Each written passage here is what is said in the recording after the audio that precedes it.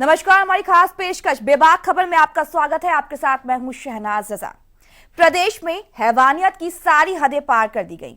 एक लड़की होने के नाते अब हमें खुद घर से निकलने में डर लगता है, क्योंकि आज जो दूसरी लड़कियों के साथ हो रहा है वो कल किसी के साथ भी हो सकता है। क्योंकि पिछले 5 दिनों में प्रदेश में 3 गैंगरेप और 2 रेप की वारदातें सामने आई हैं, जो प्रदेश की कानून व्यवस्था का सच बता रही हैं।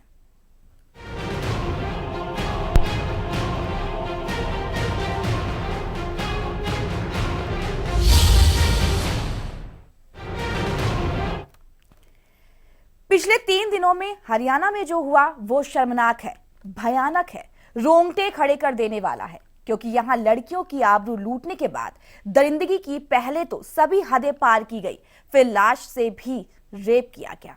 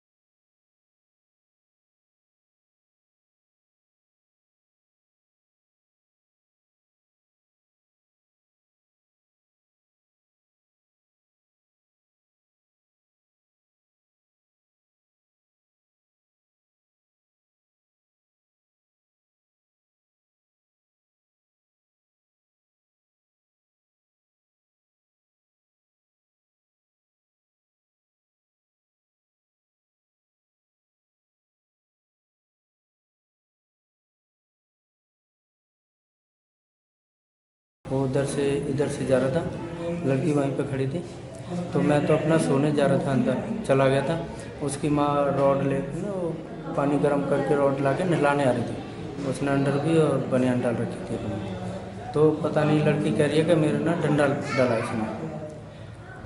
15 जनवरी की बात करें तो सफीदों में नौकरी का झांसा देकर युवती के साथ दुष्कर्म किया गया। सिंक गांव के रहने वाले हैं पीड़िता और आरोपी। मेडिकल रिपोर्ट में रेप की पुष्टि हुई है और मामला दर्ज कर लिया गया है। तो 14 जनवरी को पानीपत के उड़लाना में बच्ची के साथ 4 घंटे तक दरिंदगी की गई। रात 11 बजे बच्ची के शव को झाड़ियों में फेंक दिया गया। बच्ची के साथ हत्या के बाद भी रेप किया गया। उड़लाना कला गांव में एक 11 वर्षीय लड़की है जिसकी डेड बॉडी नग्न अवस्था में मिली है। गांव में ही जो चौपाल है, चौपाल के पीछे मिली थी। तो जैसे हम मौके पे पहुंचे और वहां पर एफएसएल टीम को भी मौके पे बुलाया, और जैसे एसपी साहब ने जो दिशा निर्देश दिए उसके अनुसार जैसे हमने तफ्तीश की, तो उसमें 2 आरोपियों पर जो शक हुआ और उसके बाद उनसे पूछताछ हुई तो उन्होंने अपना जुर्म कबूल कर लिया थी। तो उस वक्त उसको घर में बुला लिया किसी बहाने से। वो छोटी बच्ची थी और उसकी पहले हत्या कर दी और फिर उसके बाद एक आरोपी ने रेप किया है। तो बल्लभगढ़ में 13 जनवरी को चलती गाड़ी में 2 घंटे तक एक लड़की से गैंगरेप किया गया। ऑफिस से घर लौट रही थी लड़की और स्कॉर्पियो गाड़ी में लड़की को पहले अगवा किया गया।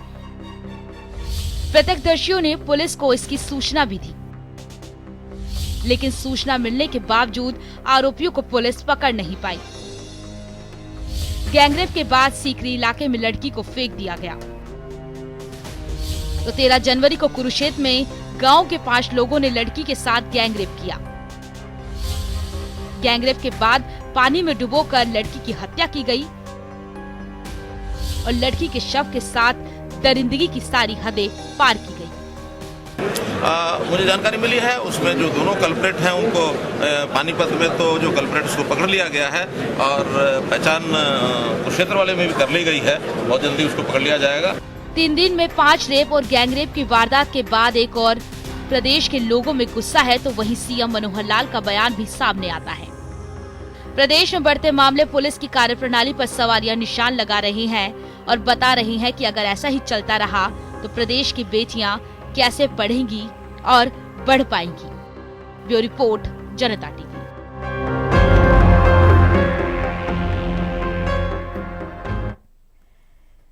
प्रदेश में बेटियां सुरक्षित नहीं हैं। 24 घंटे में 2 ऐसे मामले सामने आए जहां दरिंदगी की सारी हदें पार कर दी गईं। नाबालिग के साथ गैंगरेप की वारदात को अंजाम दिया गया। सबसे अहम और सबसे शर्मनाक बात यह रही कि मासूम नाबालिग की हत्या के बाद शव के साथ 4 घंटे तक दुष्कर्म किया गया। ये मानसिकता को बताने के लिए काफी कि लोगों की मानसिकता कितनी यहां पर गंदी होती जा रही है। उसके बाद जिस तरीके से एक बार फिर से आपको बता दें कि फरीदाबाद में भी मामला सामने आया। चलती गाड़ी में एक युवती के साथ गैंगरेप की वारदात को अंजाम दिया गया। बढ़ती रेप की वारदातों पर राज्यसभा सांसद और केंद्रीय मंत्री का बयान सामने आता है और सांसद साहब कहते हैं कि रेप करने वालों की बुद्धि भ्रष्ट हो चुकी है। ये है कि जो सामाजिक जो परिवर्तन है जी, उसमें पैसे का बहुत बड़ा रोल हो गया और जिन लोगों ने आसानी से पैसा कमाया हुआ है वो समाज को भी, वो लॉ एंड ऑर्डर को भी, वो सरकार की अथॉरिटी को भी इसलिए समझते हैं कि हम पैसे वाले, हम सब कुछ कर सकते हैं और बुद्धि भ्रष्ट हो जाती है ऐसी स्थिति में।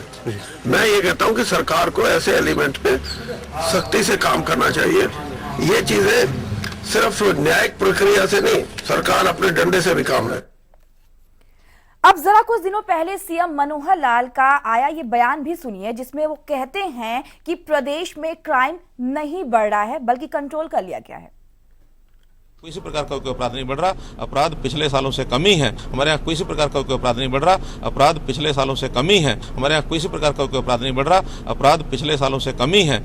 हमारे यहाँ किसी प्रकार का कोई अपराध नहीं बढ़ रहा, अपराध पिछले सालों से कमी है। हमारे यहाँ किसी प्रकार का कोई अपराध नहीं बढ़ रहा, अपराध पिछले सालों से कमी है। हमारे यहाँ किसी प्रकार का कोई अपराध नहीं बढ़ रहा, अपराध पिछले सालों से कमी है। सुना आपने किस तरीके से सीएम मनोहर लाल ने कहा था कि प्रदेश में अपराध नहीं बढ़ रहा है। पिछले सालों की बात करें तो अपराध लगातार कम हो रहा है, इस पर लगाम लगा दी गई है। लेकिन ये वारदातें सामने आने के बाद शायद अब समझ में आ रहा है कि प्रदेश में कानून व्यवस्था किस तरीके से है और कैसे यहाँ पर क्राइम को कंट्रोल किया गया है। हमारे साथ हमारे संवाददाता कालका से जयंत जुड़ चुके हैं और सफीदों से हमारे संवाददाता सत्यदेव, दोनों ही हमारे साथ पूरे मुद्दे पर जुड़े हुए हैं। सत्यदेव, जिस तरीके से 24 घंटे में 2 नाबालिगों के साथ यहाँ पर जघन्य अपराध को अंजाम दिया गया, शर्मनाक हरकत यहाँ पर सामने आई, इसके बाद फिलहाल क्या कुछ अपडेट है ये जानना चाहेंगे हम। बिल्कुल, दोनों मामलों में पहले आपको बूढ़ा खड़ा मामले के बारे में बताऊंगा। अभी जो मामला है, कुरुक्षेत्र पुलिस इस मामले को देख रही है। हालांकि जींद पुलिस के द्वारा भी कल भी यहाँ पर जो क्षेत्र था वहां पे जांच पड़ताल की गई थी और वहां से साइबर सेल के द्वारा डंप भी उठाए गए थे कि उस लोकेशन में कितने फोन कॉल्स यूज हुई हैं। और इसके अलावा अब कुरुक्षेत्र पुलिस ही इस पूरे मामले की तफ्तीश करेगी और वहीं से इस मामले की पूरी जानकारी अब जींद पुलिस को मिलेगी कि इस प्रकार से जो युवक हैं वो कौन थे, किस प्रकार से इस घटना को अंजाम दिया। और अगर हम उरलाना गांव की घटना की बात करें तो कल पुलिस ने अच्छी उसमें कार्रवाई की और साथ ही साथ दोनों युवकों को गिरफ्तार कर लिया था और उनसे जो एविडेंस थे वो सारी चीजें उनसे प्राप्त कर ली थी। अब दोनों ही युवकों को अदालत में पेश किया जाएगा और उसके बाद जैसा कि पुलिस उनसे रिमांड पर लेने का प्रयास करेगी और उनसे दूसरे भी जो तथ्य है वो सब प्राप्त करने का प्रयास करेगी। लेकिन बड़ी बात यह है कि दोनों ही घटनाओं में जो बच्चियां हैं उनके साथ जिस प्रकार से रेप हुआ और उसके बाद उनको नग्न अवस्था में फेंक दिया गया, ये एक बड़ी बात। सत्यदेव, ये कानून व्यवस्था और हरियाणा प्रदेश में बच्चियों की, लड़कियों की सुरक्षा को लेकर एक बड़ा सवाल खड़ा करता है। जयंत हमारे साथ जुड़े हुए हैं कालका से, हमारे संवाददाता। जयंत, आपसे जानना चाहेंगे कि फिलहाल इस पूरे मामले पर क्या कुछ कार्रवाई की जा रही है, क्या कुछ यहाँ पर और अपडेट है इस पूरे मामले पर? देखिए, मैं बता दूं कि जैसे ही ये मामला कल पुलिस के संज्ञान में आया था एकदम हड़कंप मच गया था और पुलिस ने सभी आरोपी जो है उसको गिरफ्तार कर लिया गया था, जिसको आज कालका कोर्ट में पेश किया जाएगा। लेकिन जिस तरह से प्रदेश में जो हालात हैं, और मैं कहना चाहूंगा कि कालका जो विधानसभा नंबर 1 विधानसभा है कालका, उस शांति प्रिय जो विधानसभा थी, अब जिस तरह से हालात बद से बदतर होते जा रहे हैं, लगातार आए दिन हर हफ्ते या दूसरे दिन इस तरह की वारदातें हो रही हैं। मुझे लगता है कि प्रदेश में जो हालात है उसका जो असर है वो अब कालका जो हिमाचल के बिल्कुल तलहटी पे है और बिल्कुल शांत होता था, उस पर असर पड़ता दिखाई दे रहा है, जिसको रोकथाम बहुत जरूरी है। जयंत, जिस तरीके से 24 घंटे के बाद और भी कई वारदातें सामने आई हैं, 5 ऐसी वारदातें प्रदेश में जहां ये साबित हो जाता है कि प्रदेश में लड़कियां कहीं भी सुरक्षित नहीं हैं। दम भरा जाता है कि प्रदेश में क्राइम काफी कम हो चुका है और लगातार यहां पर क्राइम को कम करने की कोशिश की जा रही है। लेकिन जो 5 घटनाएं अब तक सामने आई हैं, उससे तो ये साबित हो रहा है कि प्रदेश में कानून व्यवस्था बिल्कुल धराशायी हो चुकी है। जी बिल्कुल, मैं आपको बता दूं कि जिस तरह से बेटी बचाओ बेटी पढ़ाओ अभियान है जो सरकार का, उसको सत्ता बताते हुए ये सारी की सारी वारदातें जो दरिंदगी है, जो मानसिकता दिखाई जा रही है, जिस पर रोक लगाने की बहुत जरूरी है कि ये क्यों उठ रहे हैं। क्योंकि किसी तरह का कोई ठोस कानून या जो इसकी सजा है, जो मेन प्रावधान जो है इसके ऊपर लागू करने का, उस पर लागू करना मेरे ख्याल से सरकार की जो है फेल्योर है। और जब तक इस पर नहीं ध्यान दिया जाएगा तो इस तरह की वारदातें हैं ये कम होने का नाम नहीं लेंगी। आप दोनों हमारे साथ जुड़ी रहिएगा। इस वक्त हमारे साथ पूर्व आईजी रणवीर शर्मा जुड़ चुके हैं। रणवीर जी, स्वागत है आपका जनता टीवी पर। मेरी आवाज आ रही है? हेलो रणवीर जी, आवाज पहुंच रही है आप तक? हेलो, आप तक आवाज पहुंच रही है? रणवीर जी, आवाज पहुंच रही है आप तक हमारी? आवाज आ रही है। हेलो, संपर्क नहीं हो पा रहा है हमारा कुछ तकनीकी खामियों की वजह से, लेकिन लगातार हम इस पूरे मामले पर नजर बनाए हुए हैं और जानकारी लेने की कोशिश लगातार यहाँ की जा रही है कि इस पूरे मामले पर क्या कुछ अपडेट है। क्योंकि हरियाणा में जिस तरीके से अब तक 5 मामले सामने आ चुके हैं दुष्कर्म के, 3 मामले गैंगरेप के और 2 मामले यहाँ पर दुष्कर्म के सामने आए हैं, वो एक बड़ा सवाल यहाँ पर सुरक्षा को लेकर खड़ा कर रहे हैं। ये सिर्फ उन बच्चियों के साथ नहीं जिनके साथ इसे अंजाम दिया गया, ये प्रदेश में सभी उन लड़कियों के लिए भी एक बड़ा सवाल है सुरक्षा को लेकर, जो घर से बाहर निकलने से अब शायद घबराती नजर आएंगी। जयंत, जिस तरीके से प्रशासन की तरफ से, सरकार की तरफ से लाख दावे यहां पर किए जा रहे सुरक्षा व्यवस्था को लेकर, अब एक बड़ा सवाल यह है कि जहां एक तरफ बेटियों को बचाने और पढ़ाने की मुहिम चलाई जाती है, दूसरी तरफ उसी प्रदेश में बच्चियां सुरक्षित नहीं है। जी बिल्कुल, मैं जो है अपने क्षेत्र की यहाँ की बात करूँ तो कालका जो बिल्कुल पंचकुला से कुछ दूरी पर है, यहाँ पर जो पढ़ाई के हैं और दूसरे सोर्सेस हैं जो कम हैं, तो उसके लिए क्या कि गांव की बेटियों को कालका जाना पड़ता है या पंचकुला जाना पड़ता है, तो उनको गांव से निकल के इतनी बाहर आना पड़ता है। या दूसरे जो हैं बद्री वगैरह के जो हैं, यहाँ पर अगर हम सुरक्षा की बात करें जिस तरह से यहाँ के हैं बद्री की तरफ से और इधर हिमाचल की तरफ से जो पहाड़ी क्षेत्र है। चलिए जयंत, इस तमाम जानकारी के हमारे साथ जुड़ने के लिए आपका बहुत बहुत शुक्रिया। सवाल यह है कि हरियाणा प्रदेश में बेटियां सुरक्षित नहीं है। अब सभी बेटियां ही कहती नजर आ रही है कि हरियाणा में बेटी बचाओ, जी हाँ, बेटी बचाओ बेटी पढ़ाओ जैसी मुहिम सामने लेकर आई जाती है, लेकिन वो मुहिम कितनी यहाँ पर जो है कारगर साबित हो रही है ये आप खुद समझ सकते हैं। क्योंकि जिस तरीके से 3 गैंगरेप के मामले, 2 रेप के मामले सामने आए हैं, वो सुरक्षा पर एक बड़ा सवाल खड़ा करते हैं। उकलाना में जिस तरीके से मासूम के साथ दुष्कर्म की वारदात को अंजाम दिया गया, जिसके बाद लोग सड़कों पे उतरे और इस पूरे मामले में सख्त कार्रवाई की मांग की गई। पुलिस भी यहां पर हरकत पे आई और इस पूरे मामले पर जोर लगाकर यहां पर कार्रवाई को अंजाम देने की कोशिश की गई। पूर्व एसपी महाराज सिंह जुड़ चुके हैं हमारे साथ फोन लाइन पर इस वक्त। महाराज सिंह जी, स्वागत है आपका जनता टीवी पर। नमस्कार। महाराज सिंह जी, जो हालात इस वक्त हरियाणा प्रदेश में नजर आ रहे हैं, वो एक बड़ा सवाल ये खड़ा कर रहे हैं कि प्रदेश में बच्चियां सुरक्षित नहीं हैं। प्रशासन, सरकार दावे करते नहीं थकते कि सुरक्षा व्यवस्था काफी अच्छी है बेटियों को लेकर और क्राइम काफी कम हो रहा है, लेकिन 3 गैंगरेप की वारदातें और 2 रेप की वारदातें सामने आने के बाद क्या समझा जाए?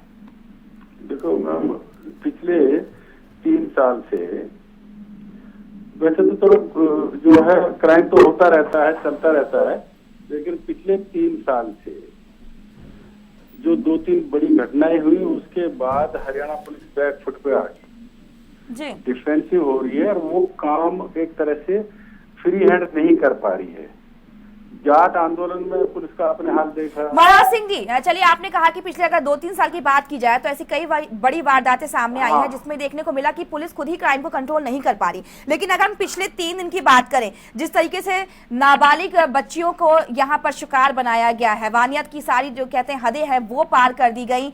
एक बच्ची की हत्या करने के बाद 4 घंटे तक उसके साथ यहाँ पर दुष्कर्म किया गया। इससे क्या माना जाए? इस पूरे मामले में ठीक है, देखा जा रहा है कि पुलिस थोड़ी सक्रिय होकर पूरे मामले में आरोपियों की तलाश कर रही है, लेकिन जिस तरीके से ये वारदातें लगातार बढ़ती जा रही है वो एक सवाल खड़ा कर रहा है। वो मैं उसी बात पे आ रहा था कि जो क्रिमिनल्स हैं उनके दिमाग से पुलिस का या कानून का भय खत्म होता जा रहा है। और जी। पुलिस जो है, पुलिस को अपनी छवि सुधारने के लिए प्रोएक्टिव होना पड़ेगा। लोगों में जब तक विश्वास नहीं जगेगा, क्रिमिनल्स में जब तक पुलिस की जो छाप है वो ये नहीं लगेगी कि कानून के सामने तुम्हें लाया जाएगा, कानून तुम्हें सख्त से सख्त सजा देगा, जी। तब तक पुलिस जो है बैक फुट पे रहेगी, तो ये काम हो नहीं पाएगा। प्रोएक्टिव पुलिस को होना ही पड़ेगा। बिल्कुल, आपने सही कहा। यहाँ पर इस वक्त हमारे साथ फोन लाइन पर कमलेश पांचाल जुड़ चुकी है, जो कि महिला आयोग की पूर्व अध्यक्ष हैं। कमलेश पांचाल जी, स्वागत है आपका बोल जनता बोल में। माफ करिएगा, हमारे खास कार्यक्रम में आपका स्वागत है। थैंक यू जी, नमस्कार जी। कमलेश जी, सवाल हम यहाँ पर कर रहे हैं अपने इस खास कार्यक्रम में कि प्रदेश में जो बच्चियां हैं वो सुरक्षित नहीं है, लड़कियां सुरक्षित नहीं हैं। सवाल यहाँ पर ये उठ रहा है कि जिस तरीके से लगातार यहाँ पर पिछले 3 दिन की बात की जाए तो एक बड़े सवाल सुरक्षा को लेकर खड़े हुए हैं और ऐसी वारदातें सामने आई हैं जो कि हिला कर रख रही हैं। आखिर क्या वजह है कि इस पर पुलिस भी कंट्रोल नहीं कर पा रही?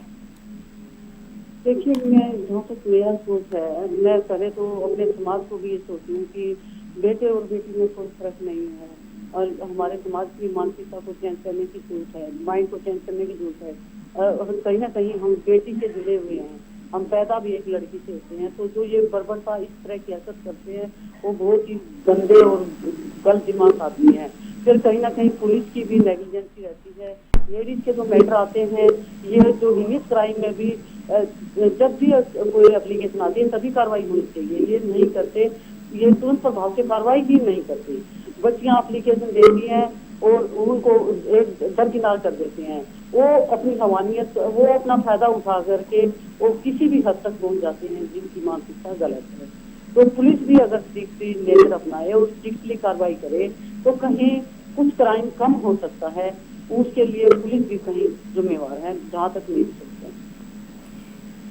कमलेश जी, एक तरफ ये दावे जब किए जाते हैं कि प्रदेश में कानून व्यवस्था सही चल रही है और क्राइम को काफी कंट्रोल कर लिया गया है, लेकिन रोजाना जिस तरीके से यहाँ पर मासूम बच्चों के साथ हैवानियत की सारी हदें पार की जा रही हैं, उससे ये सवाल उठता है कि आखिर कैसे इसे कंट्रोल किया जाए। आपने कहा कि जिस तरीके से पुलिस यहाँ पर एक्टिव होकर काम करे और सभी मामलों में सक्रिय होकर कार्रवाई करती है तो इस तरह की घटनाएं नहीं होंगी।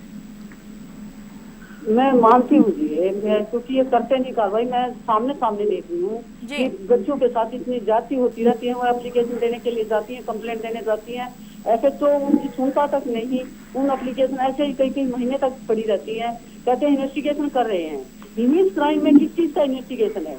उन्होंने कार्रवाई तुरंत प्रभाव से करनी चाहिए और ये कर नहीं रहे हैं और ये नेग्लिजेंसी के कारण वारदातें बढ़ती ही जा रही है।